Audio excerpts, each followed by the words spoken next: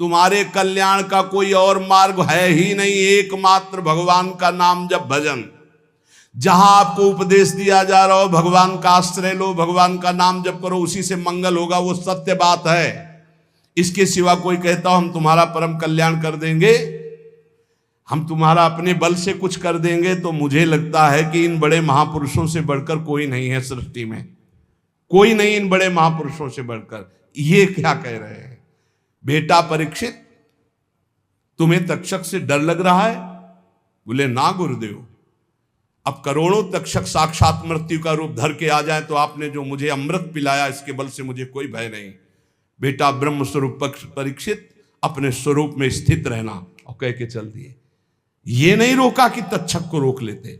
इतने बड़े बड़े ब्रह्म ऋषि बैठे हुए थे, जब भागवत सुना रहे थे किसी ने भी तक्षक को रोकने की बात की क्या? क्यों? एक ब्रह्म ऋषि का श्राप है, भगवान का विधान है। तो ये रोग, ये नाना प्रकार के संकट हमारे पूर्व कर्मों के अनुसार आते हैं। एकमात्र भगवान का भजन करके हम इनको सहे, और अगर अपना अगला जन्म ना होने पावे, हो भी तो भगवत भक्त मनुष्य के रूप में हो, नहीं तो भगवान को हम प्राप्त हो जाएं। कोई भी दंभ नाटक काम नहीं करता, ध्यान रखना। इस संसार में कौन काहू के सुख दुख कर दाता, निज कृत कर्म भोग सुन भ्राता। इस दिमाग में बैठा लो सत्संग के द्वारा।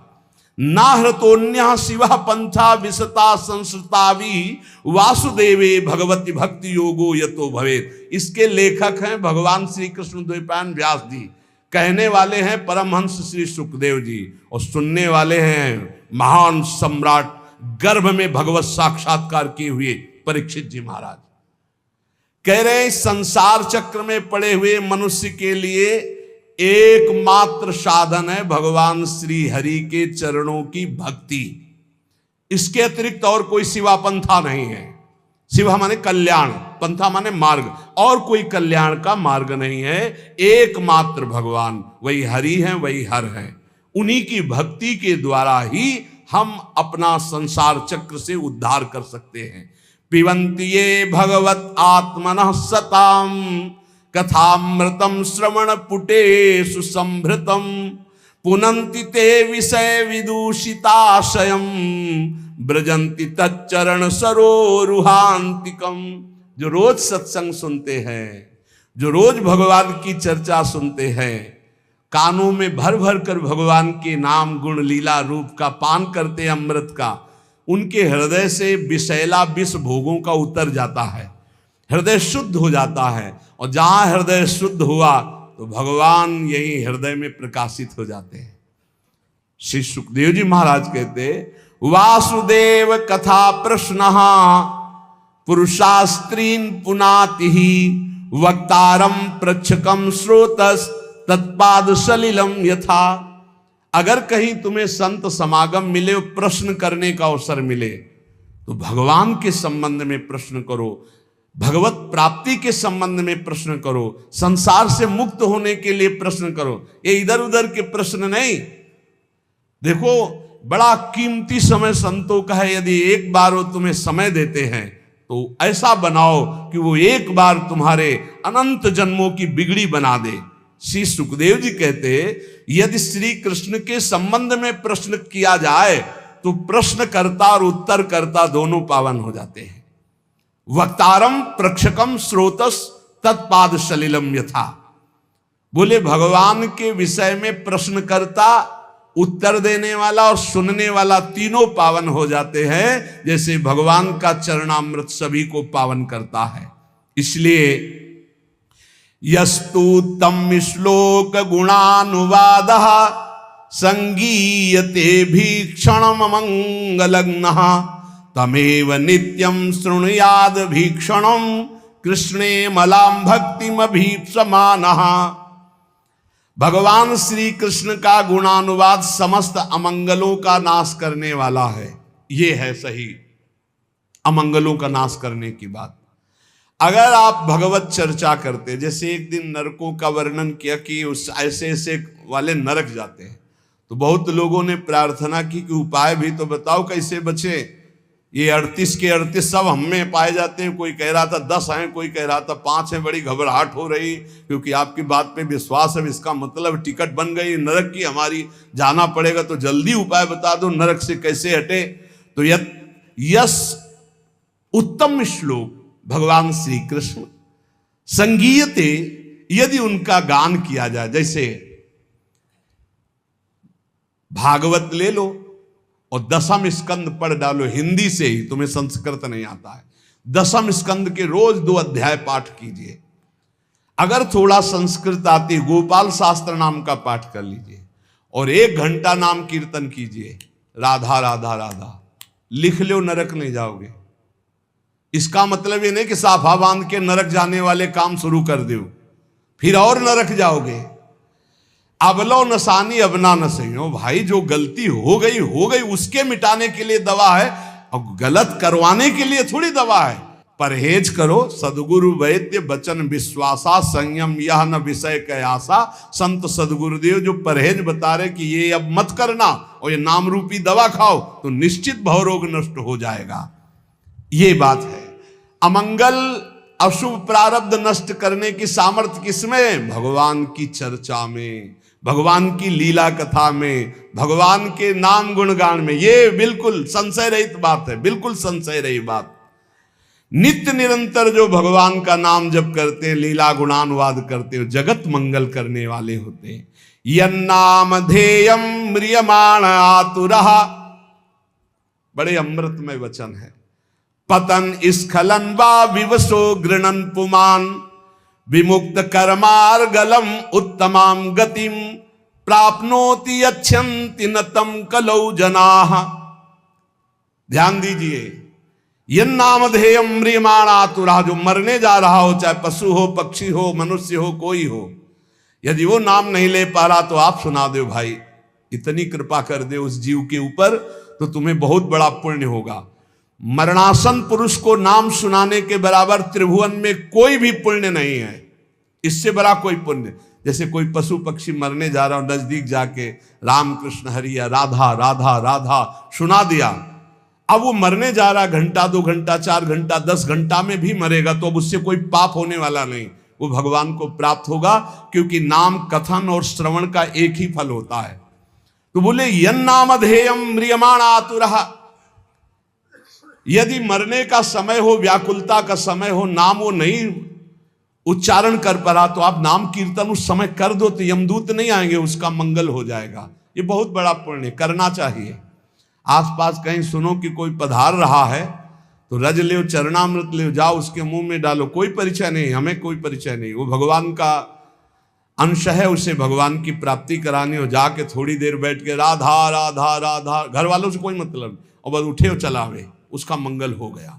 कोई पशु पक्षी मर रहा हो, अंतिम समय भगवान नाम सुना दे। यन्नामधेयम म्रियमाण, मरने के समय घंटे 2 घंटे 10 घंटे तक जो बेशुद्ध हो रहा है, अब उससे कोई पाप कर्म करने वाला नहीं, वो आखिरी समय ही माना जाएगा और उसको नाम सुना दिया जाए, उसका मंगल हो जाएगा। कोई बड़ी आतुरता में या गिरते समय या फिसलते समय या विवश होकर उच्चारण कर ले राधा राधा हरि हरि, तो कहते सारे कर्म बंधन उसके नष्ट हो जाते हैं।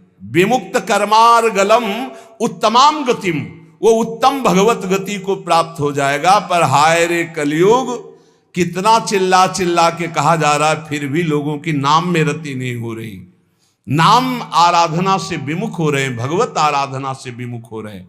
पुंसाम कलिकृतान दोषान द्रव्य देशात्म संभवान, सर्वान हरति चित्तस्थो भगवान पुरुषोत्तमः। कलयुग में बड़े दोष हैं। जब परीक्षित जैसे महाभागवत की बुद्धि खराब कर दी और मरे हुए सर्प को उठा करके ध्यानस्थ ऋषि के गले में डाल दिया, तो सोचो और किसकी बुद्धि बख्शेगा। यदि नाम चल रहा, नाम पाहरू दिवस निशी, रात दिन नाम का पहरा है, तो कलयुग के अभद्र प्रवेश नहीं करेंगे। ये वाणी जी हमारी कह रही। बोले जिते विनायक शुभ अशुभ विघ्न करे नहीं कोई, विघ्न करे नहीं कोई, डरे कलिकाल कष्ट भय, डरे कलिकाल कष्ट भय, हरे सकल संताप हरसि हरिनाम जपत जय। यदि नाम चल रहा तो कलयुग का कोई प्रभाव नहीं होगा। कलयुग के बहुत दोष हैं, ये हर वस्तु को दूषित कर रहा है, हर विचार को दूषित कर रहा है।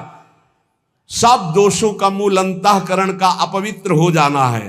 परंतु सर्वान हरति चित्तस्थो भगवान पुरुषोत्तमः, जब कोई नाम जप करने लगता है तो भगवान हृदय में बैठकर कलयुग के सारे दोषों का नाश कर देते हैं।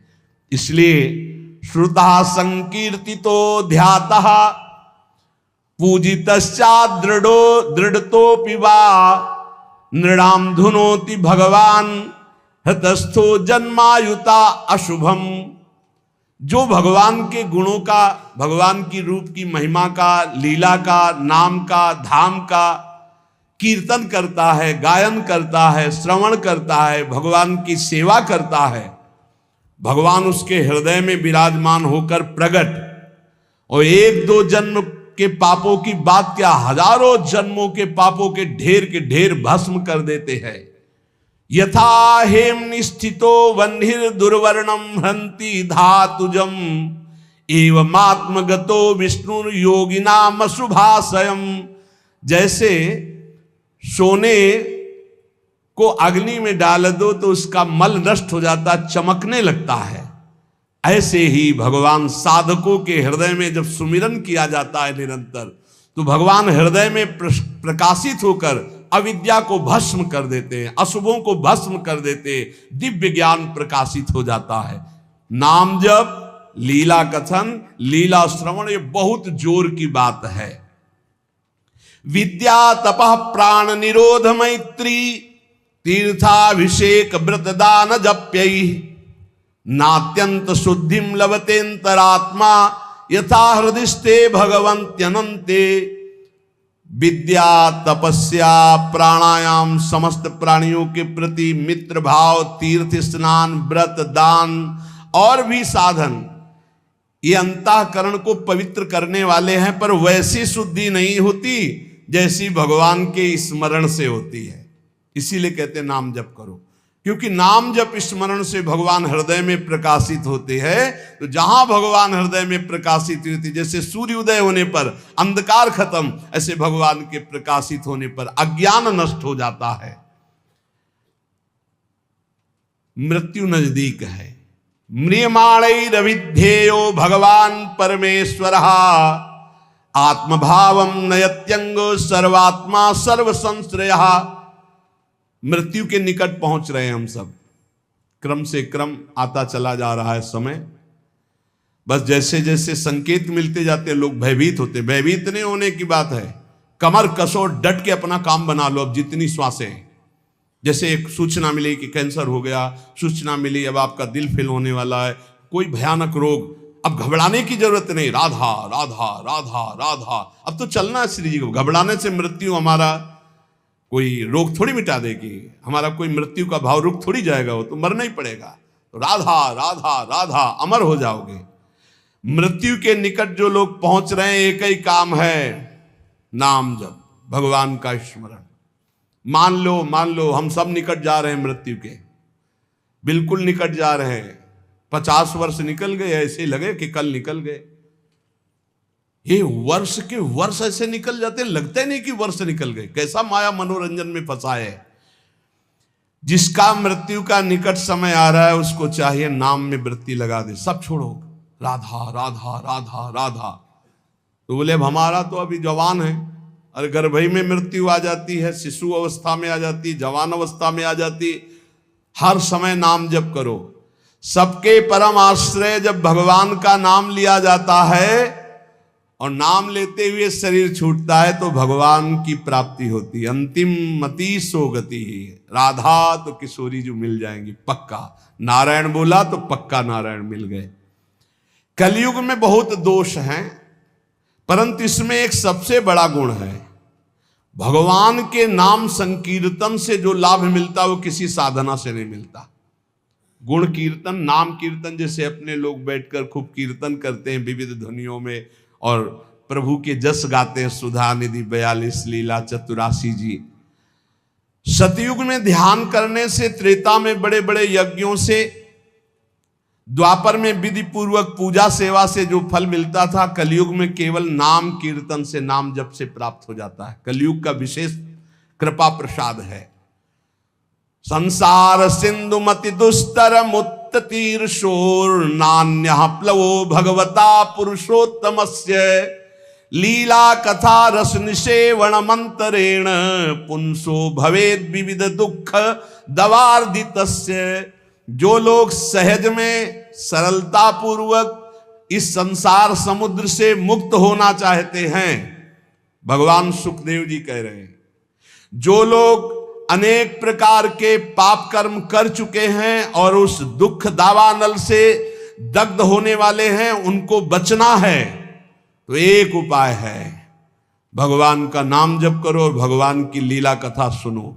लीला कथा रस निषेवण मंतरेण, भगवान की लीला कथा सुनने के सिवा, नाम जप के सिवा और कोई सहारा नहीं इस कलयुग में। सब साधन चौपट कर देता है कलयुग। एकमात्र परम पवित्र नाम और भगवान की लीला कथा, इसी से सब प्राप्त कर लो, सहज सरल भाव से भगवान की प्राप्ति। उपासक को चाहिए कि सत्य भावना से ही भगवान की प्राप्ति होती है, इसलिए असत भावना का त्याग कर दे। जब कोई अधर्माचरण करके धन कमाता है तो ये 15 दोष बिना मोल के उसके पास आ जाते हैं। धर्म से धन कमाने पर और अधर्म से धन कमाने पर अंतर है। जब अधर्म से, भगवान सत्य से प्राप्त होते हैं, जब अधर्म से आप धन कमाते हैं तो देख लेना ये 15 दोष आ जाएंगे। यहां वर्णन है, स्तेयम हिंसा नृतम दंभा कामः क्रोधा स्मयो मदः भेदो वैरम अविश्वासा संस्पर्धा व्यसनानि च एते पंचदशानर्था हर्थमूला मता नृणाम तस्मादनर्थमर्थाख्यम श्रेयोर्थी दूरस्त्यजेत। ये 15 पापाचरण उसके अंदर आ जाते हैं जो पाप से धन कमाता है, अधर्माचरण से। बोले घूस ले लिया, निर्दोष को दंड दिला दिया, दोषी को मुक्त करा दिया, या छीन झपट करके चोरी कर लिया, कई तरह से अपराध प्रवृत्तियों से, अधर्माचरण से, छल कपट से, तो सुन लो ये 15 पापाचरण उसके अंदर आ जाते हैं। 15 पाप कराने वाले हैं। पहला आता है, उसमें चोरी का स्वभाव आ जाएगा, चाहे वो कर चोरी समझो, सरकार के कर की चोरी भी तो होती है, चोरी का स्वभाव आ जाएगा। जैसे कोई कहे बड़े ईमानदार है, हम तो कोई चोरी नहीं करते, तो भैया देख लो, जब अधर्म से धन कमाओगे तो इतनी प्रीता होगी कि सरकार को कर देने की हिम्मत नहीं पड़ेगी। विविध प्रकार से आप कर चोरी करेंगे। कर चोरी करना भी पाप है, क्योंकि वो राजकर है। यदि उसको धर्म में आप लगा रहे हैं बात अलग है, नहीं तो उसको सरकार को दो, क्योंकि सारी व्यवस्थाएं हैं। कर चोरी को भी चोरी भी कहते हैं। हमें लगता है अगर ना दो तो तुम पकड़े भी जाओगे, बंदी भी बना दो, तुम्हारा धन भी जब्त हो जाएगा ना। तो चोरी अधर्म से धन कमाए पर, अब देखो जो बेचारे सरकारी नौकरी करते हैं तो उनको कटवाने की जरूरत नहीं हो, तो सरकार कर काट के अपने आप ही देती है। जहां अधर्म का धन कमाया जाएगा उसमें कर नहीं दे सकते, फिर वो अधर्म आचरण पाप कराएगा। पहला है चोरी, स्तेयम। दूसरा हिंसा, पक्का। धन अधर्म के द्वारा जब आता है तो वो हिंसा कराने की, प्रेरक, कर्ता, अनुमोदन, तीनों पाप को, चोरी और हत्या, हिंसा। जहां अधर्म का धन आएगा वहां शुरू। और झूठ बोलना तीसरा। चौथा दंभ करना। पांचवा काम भोग, रुपये के बल से व्यभिचार करना, यह आ जाएगा अधर्म के धन से। और गुस्सा, क्रोध, अहंकार, गर्व, भेद बुद्धि, बैर, अविश्वास, स्पर्धा, लंपटता, जुआ, शराब, ये 15 दोष अधर्म के द्वारा कमाए हुए धन में आ जाते हैं। इसलिए अधर्म के धन से डरना चाहिए लोगों को। अगर अधर्म का धन स्वीकार किया तो बुद्धि भ्रष्ट करके महान पापाचरण कराने लगता है। ये शरीर अधर्म के धन से पोषण करने के लिए नहीं मिला। इसमें है क्या? देहि स्थिमांस रुदिरेभिमतिम त्यजत्वम जाया सुतादिषु सदा ममताम विमुंच पश्यानिशं जगदिदं क्षणभंग निष्ठम वैराग्य राग रसिको भव भक्ति निष्ठा धर्मं भजस्व सततम त्यज लोक धर्मान सेवस्व साधु पुरुषान् जहि काम तृष्णाम अन्यस्य दोष गुण चिंतन मासु मुक्त्वा सेवा कथा रसमहो नितराम पिबत्वम। भाई, शरीर पोषण के लिए धर्माचरण मत करो। इस शरीर कोई खास वस्तु नहीं है। ये शरीर हड्डी मांस और रुधिर का पिंड है। इसे आप अपना स्वरूप मानना छोड़ दें। ये आपका स्वरूप नहीं है। स्त्री पुत्रादि ये भी कर्म भोग के अनुसार आए हुए हैं, चले जाएंगे, तुम्हारे नहीं हैं। इनको अपना ना माने। इस संसार को रात दिन क्षण भंगुर देखें। यहां कोई वस्तु स्थायी नहीं है, सब नाशवान है। एकमात्र वैराग्य रस के रसिक होकर भगवान की भक्ति में लगे रहे। हर समय भजन में रहो। हर समय कभी भी कोई भी घटना घट सकती है। भगवत स्मरण है तो भगवान को प्राप्त होगे। कह रहे हैं सबसे बड़ा धर्म है भगवान का भजन करना। धर्मम भजस्व सततम त्यज लोक धर्मान। इन लोक धर्मों का त्याग करो, भागवत धर्म में आओ। भागवत धर्म से प्रेम धर्म की यात्रा करो। निरंतर भजन करना ही सबसे बड़ा धर्म है। और ये भजन साधुजनों के संग से होता है, उनकी सेवा से होता है। तो साधुजनों की सेवा करो, संतों का संग करो तो भगवत भजन होगा।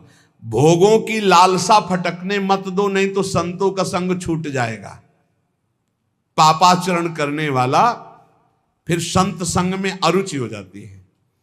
एक बहुत भगवत सेवा किए तो उसका फल हुआ कि उनको साधु संग मिला। जब साधु संग मिला तो एकदम टूट पड़े साधु संग में, साधु सेवा में। फिर एक दिन कहा हमारा तो सब कुछ छूट गया। हम क्लब जाते थे, हम ये करते थे, वो करते थे। वो हमारे दोस्त कहते हैं कि इतना नहीं होना चाहिए, नहीं तो फिर गड़बड़ हो जाता है।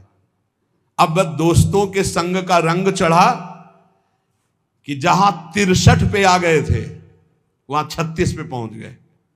36 में समझते हैं उल्टा, 63 में सन्मुख, 6-3 सन्मुख, और 36 में पीठ, उल्टा हो गए, बिल्कुल उल्टा हो गए।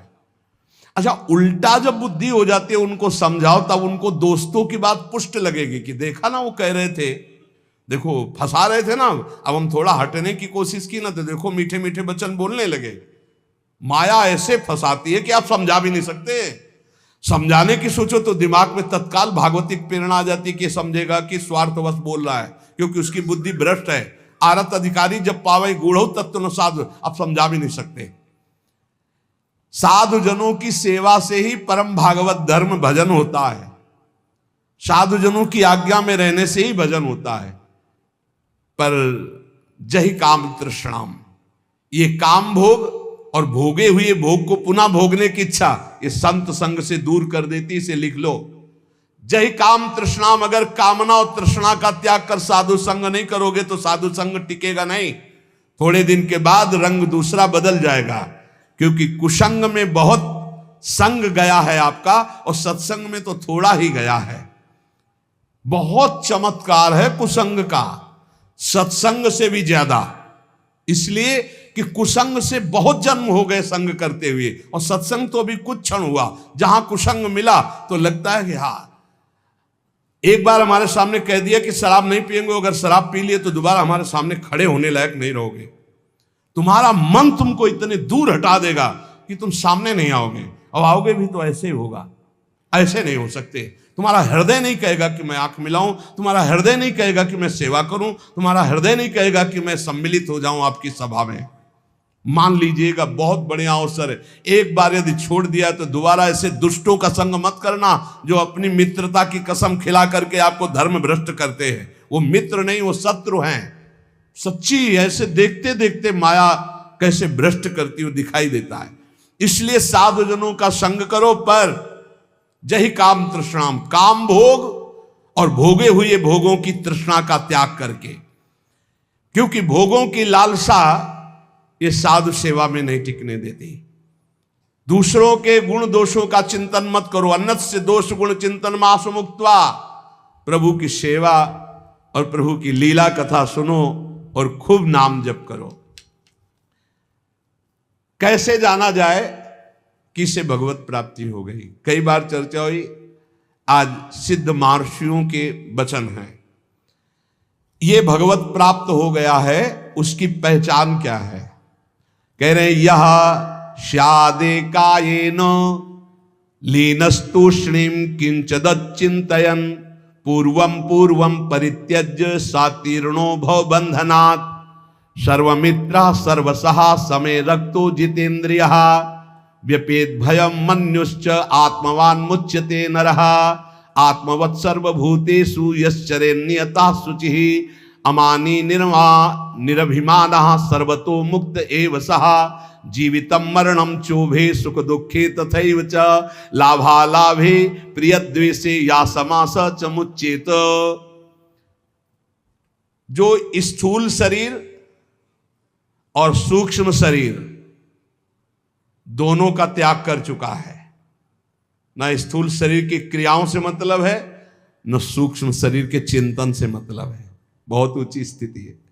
कोई संकल्प विकल्प नहीं, हर समय अलग रहता है स्थूल और सूक्ष्म से। एकमात्र परमात्म स्थिति में वो संसार बंधन से मुक्त हो चुका भगवत प्राप्त महात्मा है। कैसे जानोगे ये प्रगट में? क्योंकि अंतर की स्थिति है, इसलिए बिना भगवत प्राप्त हुए भगवत प्राप्त महात्मा को नहीं जाना जा सकता। दूसरा, जिसका व्यवहार तो सबके प्रति मित्रवत होता है, पर होता किसी का नहीं है। मित्र किसी का नहीं होता हो, मित्रवत व्यवहार होता है। या वो आत्मस्वरूप अपने आप को सब जगह देखता है, या अपने भगवान को सब जगह देखता है। बाहरी सांसारिक मित्रता नहीं होती।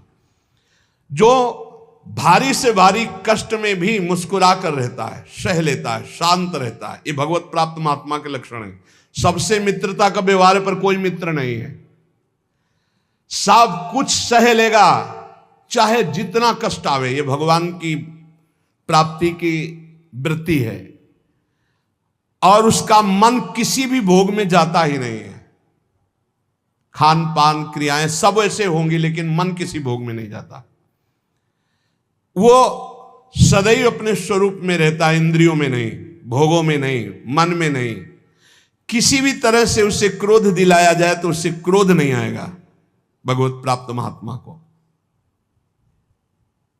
ये भी पहचान भूल कर बैठोगे। सनकादि ब्रह्म प्राप्त है ना, सनकादि सनक सनंदन सनातन, और डंडा लगा दिया, बेत लगा दिया जय विजय ने, तो गुस्सा आ गई ना, रोक दिए ना, तो गुस्सा आ गई, 3 जन्म का साप दे दिया। क्या भगवत प्राप्त नहीं है? क्रोध की लीला होना और क्रोध आना अंतर है, ये बात समझना है। बार बार लोमस जी भगवत प्राप्त महात्मा है, काकभूषुंड जी काट देते हैं कि मुझे साकार भगवान के दर्शन चाहिए। निराकार की बात तब करना जब रामचंद्र जी का दर्शन कर लूं, तब साप दे दिया। काक की तरह बार बार चेष्टा, क्रोध आ गया। तो वो विचार करते हैं, द्वैत के बिना क्रोध कैसा? अगर द्वैत तो ज्ञान कैसा? क्रोध की लीला होना और क्रोध होने में अंतर है। कभी भगवत प्राप्त महात्मा में क्रोध नहीं आता। कैसा लीला और क्रोध का पहचान कैसे है? जैसे पानी में रकील खींचो, कितनी देर टिकेगी? खत्म। ऐसे महात्माओं का क्रोध होता है, वो लीला वाला। जो संसारिक पुरुष का होता है वो 10 वर्ष बाद भी देखेगा तो जलन आ जाएगी कि वही है। और 5 मिनट बाद आप उनसे मिलो जो आपसे गुस्सा थे, पानी पानी एकदम, बिल्कुल कहीं क्रोध है ही नहीं। तो वो क्रोध की लीला थी, वो क्रोध नहीं, कोई द्वेष नहीं। तुम हृदय को जान ही नहीं सकते, हृदय को नहीं जान सकते जो भगवत प्राप्त महात्मा है। मनस्वी वो जीवन मुक्त कहा जाता है, जिसको किंचन मात्र क्रोध नहीं होता, किंचन मात्र किसी सबसे मित्रता पर मित्रता नहीं है, सबसे मित्रता है पर मित्रता नहीं है, सब कुछ सह लेता है, उसका मन किसी भोग में जाता ही नहीं, वो सदैव पवित्र रहता है। समस्त भूतों के प्रति अपने ही समान वर्ताव करता है। व्यवहार, भूतों का मतलब प्राणियों को होता है, भूत मत समझ लेना। जिसमें अभिमान का लेस नहीं, गर्व का लेस नहीं, वो भगवत प्राप्त महात्मा होता है। जिसको जीने और मरने में समान भाव हो चुका है, सुख दुख में समान भाव हो चुका है, लाभ हानि में समान भाव हो चुका है, प्रिय अप्रिय में समान भाव हो चुका है, वही जीवन मुक्त महापुरुष है। जो सबके द्वारा किए गए तिरस्कार से भी दुखी नहीं होता और किसी का भी तिरस्कार नहीं करता। जो सुख दुख आदि द्वंद्वों से राग रहित है, वो सर्वथा जीवन मुक्त भगवत प्राप्त महात्मा है। जिसका इस संसार में एक भी शत्रु नहीं है, एक भी मित्र नहीं है, ना धर्म ना अर्थ ना काम, किसी से संबंध नहीं, वो जीवन मुक्त महापुरुष है।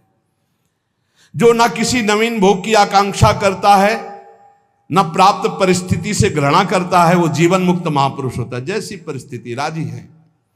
जो धर्म और अधर्म दोनों से परे है, जो पूर्व संचित पापों के परिणाम स्वरूप शरीर का त्याग कर दिया है, शरीर रहते हुए भी, क्या स्थिति, जिसकी कोई भी वासना नहीं, जो पूर्णतया निष्काम हो चुका है, वो भगवत प्राप्त महात्मा माना गया है। जिसके हृदय में कभी किसी के प्रति दोष दृष्टि नहीं होती, जो अनित्य जन्म मृत्यु को देखता रहता है, जन्म भी अनित्य है, मृत्यु भी अनित्य है, और जरा आदि दोष भी अनित्य है, वो भगवत प्राप्त महात्मा है। इसलिए भगवत प्राप्ति के लिए जोर कसो, खूब नाम जप करो, भगवत चरित्र सुनो और डर हटा दो। कोई डर तुम्हारे अंदर नहीं रहेगा यदि नाम रूपी अंगरक्षक हमारे पास है, हर समय नाम। इसलिए खूब नाम जप करो, निर्भय रहो, स्वस्थ शरीर रहे, ऐसे आचरण करो, क्योंकि इसी शरीर से भगवत प्राप्ति हो।